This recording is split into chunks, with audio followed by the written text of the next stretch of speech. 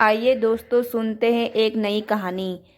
जो अपने माँ बाप की सगी नहीं हुई वो हमारी क्या होगी।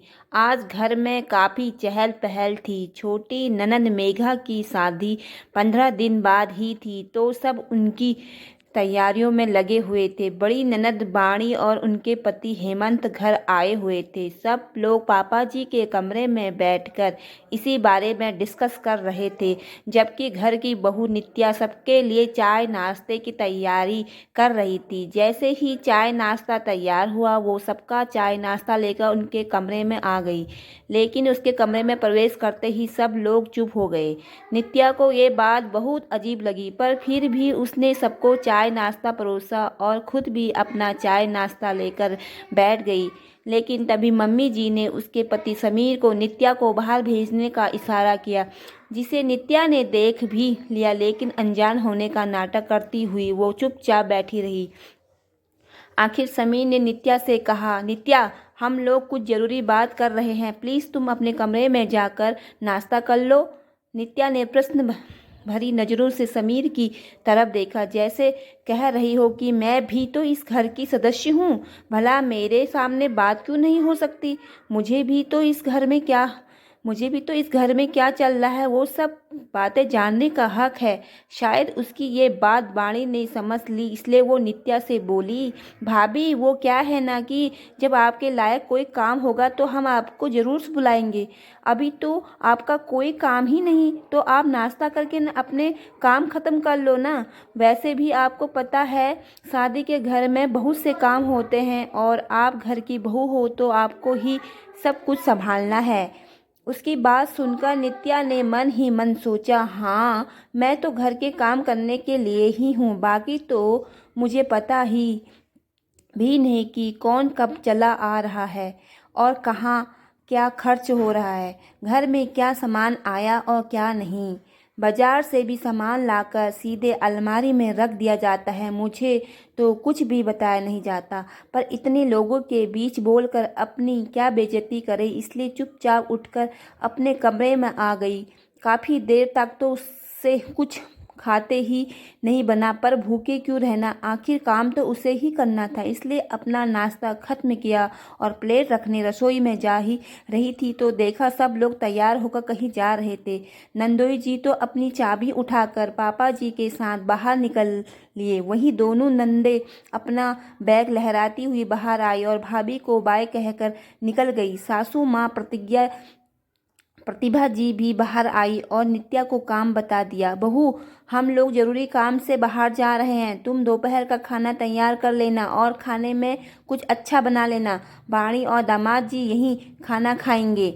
उसे काम बताकर वो भी बाहर निकल गई। समीर बाहर आया और कमरे में अपना वॉलेट और बाइक की चाबी लेने चला गया। तब तक नित्या भी कमरे में आ गई। समीर, तुम सब लोग कहीं जा रहे हो क्या? उसकी बात को सुना अनसुना कर समीर बोला, अभी मम्मी ने बताया तो सही कि जरूरी काम से जा रहे हैं। हाँ, पर कहाँ जा रहे हो? तुम लोगों ने ये तो बताया ही नहीं। अब जरूरी है क्या हर बात तुम्हें बताना? बता तो दिया कि जरूरी काम से जा रहे हैं और मम्मी ने तुम्हें जो काम बताए वो कर लेना और भगवान के लिए खाना ढंग का ही बनाना। कहता हुआ समीर अपना वॉलेट और चाबी लेकर वहां से निकल गया। नित्या उसके पीछे पीछे दरवाजे तक आई तो देखा सब लोग कार में बैठे थे। समीर भी जाकर अपनी बाइक पर बैठ गया, पर पता नहीं क्यों ये लोग अभी भी रवाना नहीं हो रहे थे। नित्या वहीं दरवाजे पर खड़ी उन लोगों को देख रही थी। ऐसा लग रहा था जैसे वो लोग किसी का इंतजार कर रहे हैं। 10 मिनट बाद उसे घर में काम करने वाली जमुना काकी आती दिखी। उनके आने पर प्रतिभा जी ने उन्हें अपने पास बुलाया और उन्हें कुछ समझाकर वो लोग वहां से रवाना हो गए। पीछे पीछे समीर भी रवाना हो गया।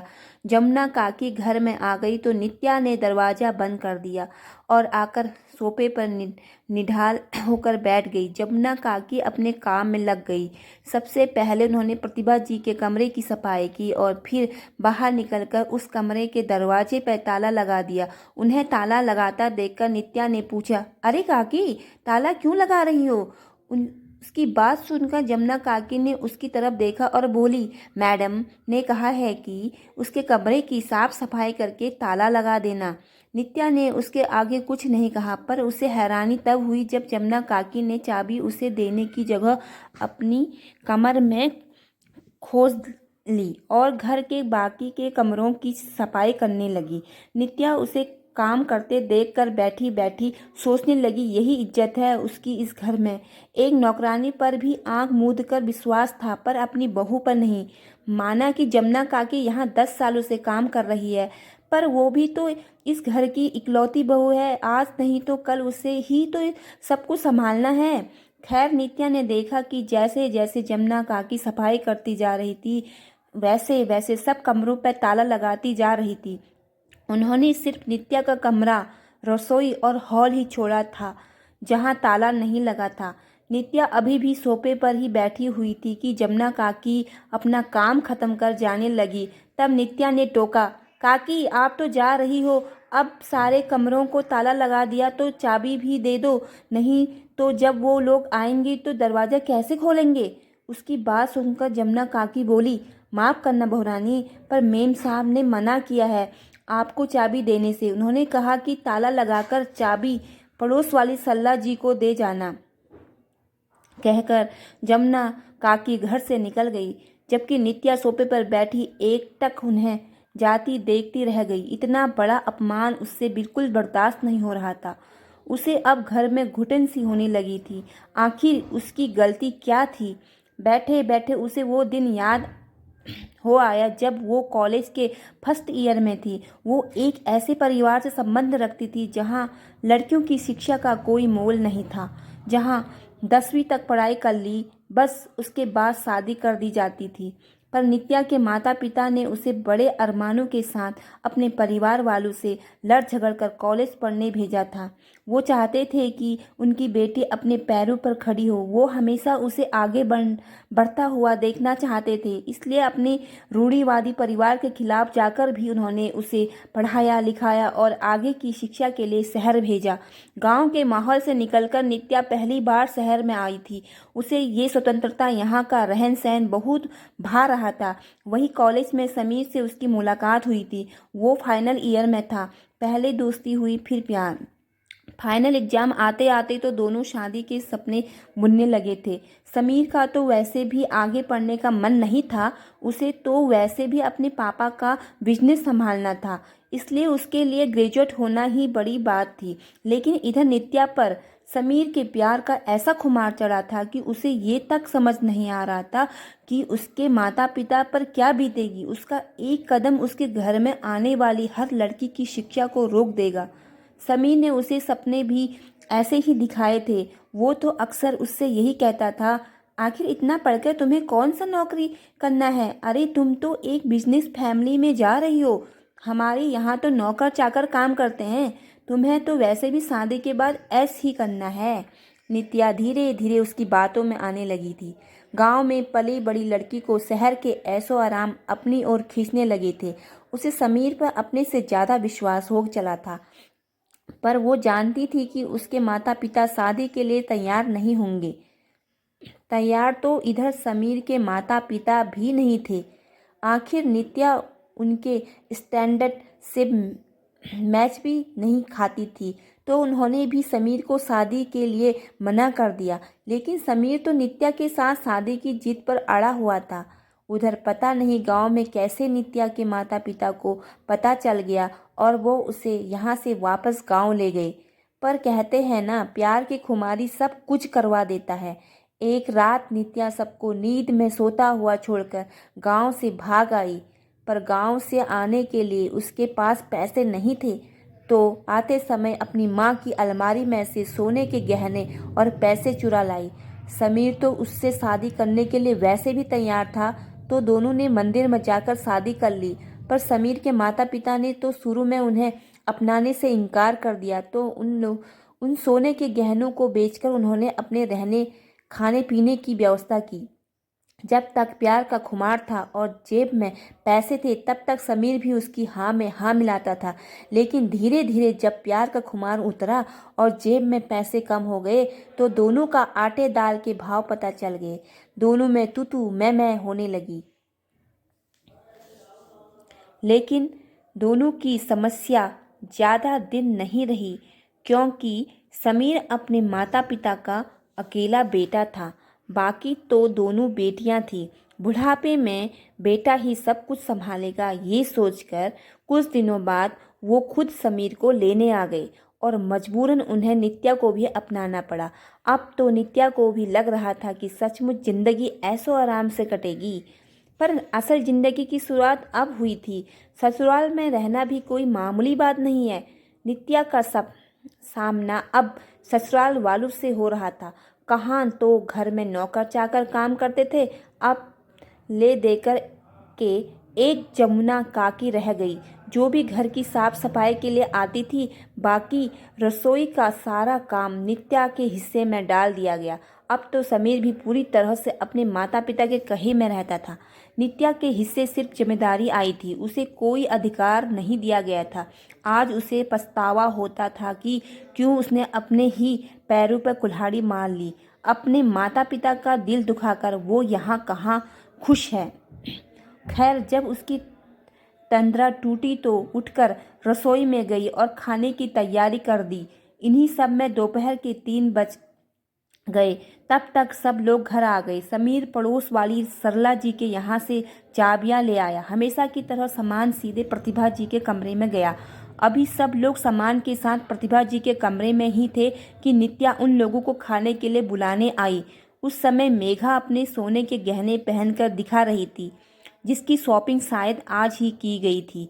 एकदम से नित्या को वहां देखकर उसने फटाफट ज्वेलरी निकालकर बैग में रख दी। वहीं प्रतिभा जी नित्या को देखकर बिगड़ते हुए बोली, बहू, तुम्हें बिल्कुल तमीज़ नहीं है कि किसी कमरे में कैसे जाया जाता है। तुम यहाँ मेरे कमरे में क्या कर रही हो? अचानक प्रतिभा जी के सवाल से हड़बड़ाती हुई नित्या बोली, जी मैं वो दरअसल आपको खाने के लिए बुलाने आई थी। उसकी बात सुनकर समीर नाराज होते हुए बोला, खाना? क्या भाग कर जा रहा था? आकर खा तो रहे थे। यूं एकदम से मम्मी कमरे में आने की हिम्मत कैसे हुई? समीर ने जिस तरीके से दुलकारते हुए नित्या से कहा, उसे नित्या बिल्कुल बर्दाश्त नहीं कर पाई। उसकी आंखों में आंसू आ गए और वो बोली, ये आप मुझसे किस तरह से बात कर रहे हैं? मैं भी तो इसी घर के सदस्य हूं ना। मैं भला इस कमरे में क्यों नहीं आ सकती? नहीं आ सकती तुम मेरे कमरे में। मुझे नहीं पसंद है तुम्हारा यहाँ आना। यहाँ सारा कीमती सामान रखा होता है। अचानक से प्रतिभा जी बोली।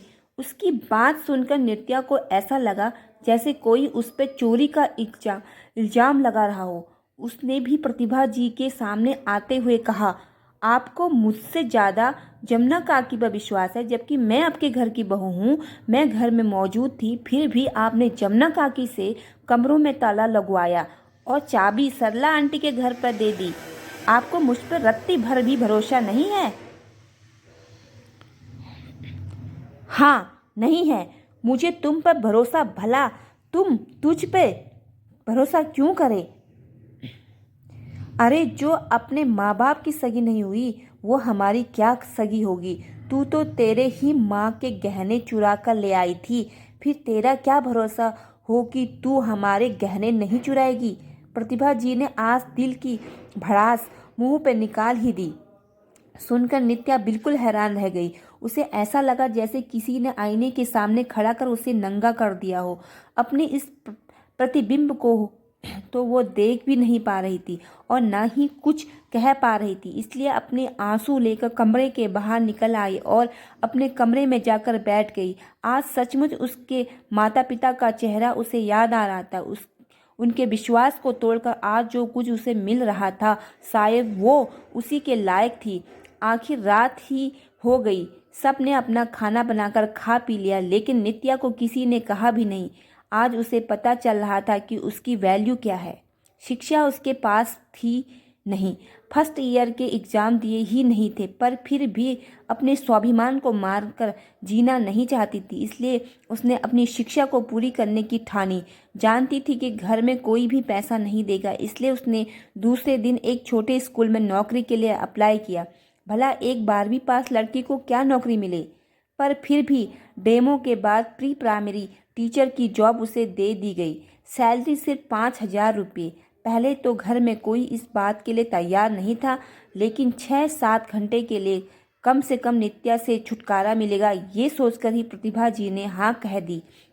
अब अपनी सैलरी से ही उसने फॉर्म भरा और अपनी आगे की शिक्षा शुरू की। आखिर अथक परिश्रम और समय के साथ उसने अपनी शिक्षा भी पूरी की और अच्छी जगह पर नौकरी पर भी लग गई।